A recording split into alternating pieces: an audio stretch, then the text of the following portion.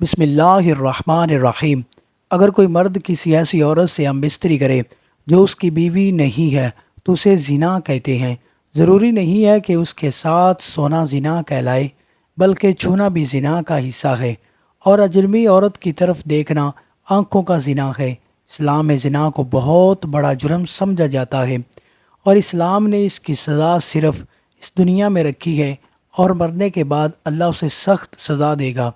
زنا کی سزا کیا ہے اور قرآن و حدیث میں اس کا کیا مفہوم ہے، اور وہ تین عورتیں کون ہیں جن پر زنا کی سزا نافذ نہیں ہوگی؟ حضرت محمد صلی اللہ علیہ وآلہ وسلم نے فرمایا کہ مومن ہوتے ہوئے کوئی زنا نہیں کر سکتا۔ قرآن مجید میں اللہ تعالیٰ فرماتا ہے، اور زنا کے نتائج کو دیکھو، قریب بھی نہ جانا، یہ بے شرمی اور برا طریقہ ہے۔ اگر زنا کرنے والا شادی شدہ ہو تو اسے کھلے میدان میں رجم کیا جائے، اور اگر غیر شادی شدہ ہو تو اسے 100 کوڑے مارے جائیں۔ آج کل دیکھا گیا ہے کہ اس کے جرم میں بہت سے لوگ ملوث ہیں، خاص طور پر اس بازار میں جہاں مرد اور عورتیں اکٹھے ہوتے ہیں اور یہ نہیں جانتے کہ کون کسی کا ہاتھ لگا رہا ہے، یا کہاں لڑکا ہے یا لڑکی، اور پھر یہ جرم کرنے کے بعد اپنے دوستوں کو فخر سے بتاتے ہیں، وہ بھی ایسا ہی کرنے کا مشورہ دیتے ہیں۔ اگر اکیلا بڑا ہونے والا لڑکا یا لڑکی کوئی غلط کام کرتا ہے تو اس کے والدین بھی ذمہ دار ہیں، کیونکہ انہوں نے ان کی جلد شادی نہیں کی، جس کی وجہ سے وہ غلط کام کرنے لگتے ہیں اور شادی کی عمر کو پہنچ جاتے ہیں۔ اس کے بعد اگر والدین ان کی شادی نہ کرے تو اللہ ناراض ہو جاتا ہے، ان کے گھر کی نعمتیں ختم ہو جاتی ہیں۔ اللہ تعالیٰ قیامت کے دن ان والدین سے حساب مانگے گا۔ قرآن مجید میں ایک جگہ اللہ تعالیٰ نے فرمایا کہ پاکستان میں لڑکیوں پر ظلم ہوتا ہے، پاک دامن لڑکوں کے لیے ہے، اور پاک دامن لڑکوں کے لیے ہے کہ پاک دامن لڑکیوں کے لیے ہے۔ اس کا مطلب یہ ہے کہ اگر تم اچھی ہو تو اللہ تمہیں بھی اچھی بیوی یا شوہر دے گا۔ زنا ایسا فعل ہے جسے نہ سیاہ اور نہ پھیلتا ہے۔ زنا انسان کا دل مردہ کر دیتا ہے، جبکہ اکثر دیکھا گیا ہے کہ جب دل مردہ ہو جاتا ہے تو دل سے اسلام کا نور غائب ہو جاتا ہے، گویا وہ ایمان سے خالی ہو جاتا ہے۔ انسان جو بھی غلط کرے اس کی قیمت اس کے بچوں، ماں یا بہن کو ادا کرنی پڑتی ہے۔ امام شافعی رحمۃ اللہ علیہ فرماتے ہیں کہ زنا ایک قرض ہے، اگر تم نے ایسا قرض لیا تو وہ تمہارے گھر یعنی تمہاری بہن، بیوی اور بیٹی سے وصول کیا جائے گا۔ اس کبیرہ گناہ کی اور بھی سزائیں ہیں، لہٰذا اس سے بچو اور اس سے بچو، اپنے دوستوں کو بھی بچائیں۔ اگر آپ نے زنا کا واقعہ اپنے دل سے اپنی سہیلی کو سنایا، وہ بھی ایسا کرنے کی خواہش رکھتی تھی، اس نے وہ کام کیا، تو آپ بھی اس کے مجرم ٹھہریں گے، کیونکہ آپ ہی نے اسے قرآن کی غلط راہ دکھائی تھی۔ حدیث میں ہے کہ ہمیں زنا کی سزا اور اس کی برائی کے بارے میں بتایا گیا ہے۔ اللہ تعالیٰ کا ارشاد ہے کہ زنا کے قریب بھی مت جاؤ، بھٹکو، یہ بے حیائی اور برا راستہ ہے۔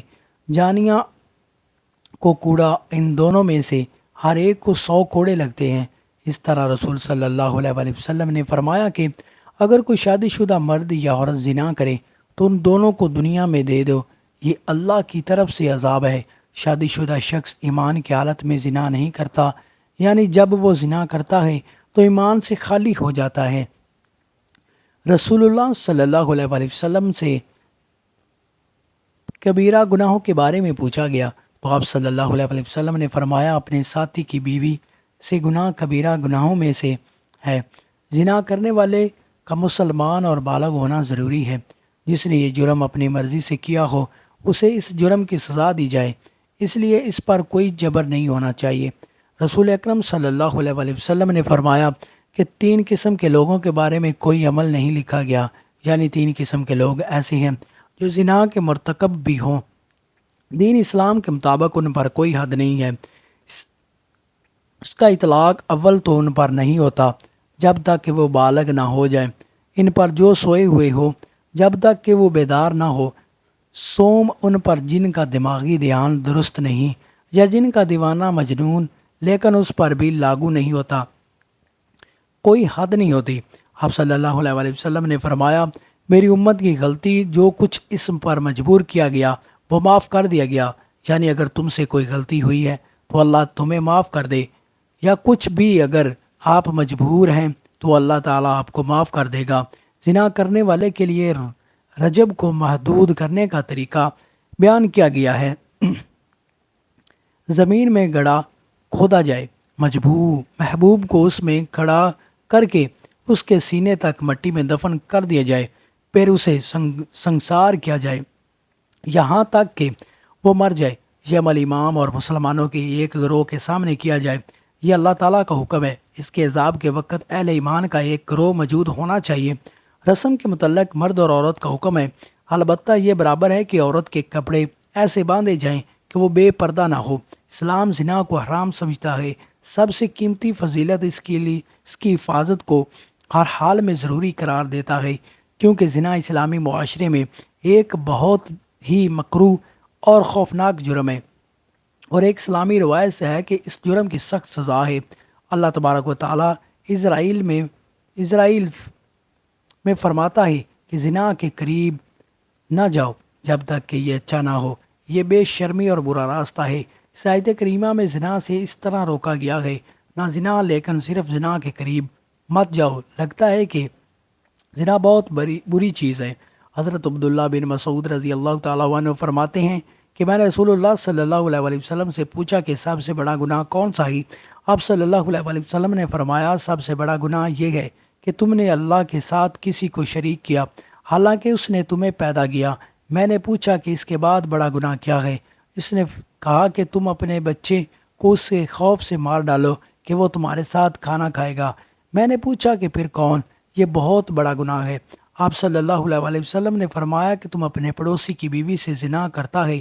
ابتدائی اسلام میں زنا کی سزا یہ تھی کہ زنا کرنے والی شادی شدہ خواتین کو عمر بھر کے لیے گھروں میں بند کر دیا جاتا تھا، اور کنواری لڑکیوں یا غیر شادی شدہ مردوں کو اس کی سزا دی جاتی تھی۔ اگر انہوں نے زنا کیا تو انہیں زنجیروں سے باندھ دیا گیا اور سخت ڈانٹ ڈپٹ کی گئی، جیسا کہ اللہ تعالیٰ نے فرمایا کہ اگر تمہاری عورتیں زنا کریں تو ان کے خلاف 4 مردوں کی گواہی طلب کرو، اگر وہ گواہی دیں تو ان عورتوں کو گھر میں بند کر دیا جائے، ان کو روکو یہاں تک کہ وہ مر جائیں یا اللہ تعالیٰ ان کے لیے کوئی راستہ واضح کر دے۔ تم میں سے جو زندہ رہتے ہیں ان کو سخت سزائیں صرف اسی اور صورت میں جب وہ توبہ کر لیں، شفا پالیں اور راستہ تلاش کر لیں، لیکن اگر وہ آئیں تو انہیں کچھ نہ کہنا۔ یقیناً اللہ تعالیٰ بڑا مہربان۔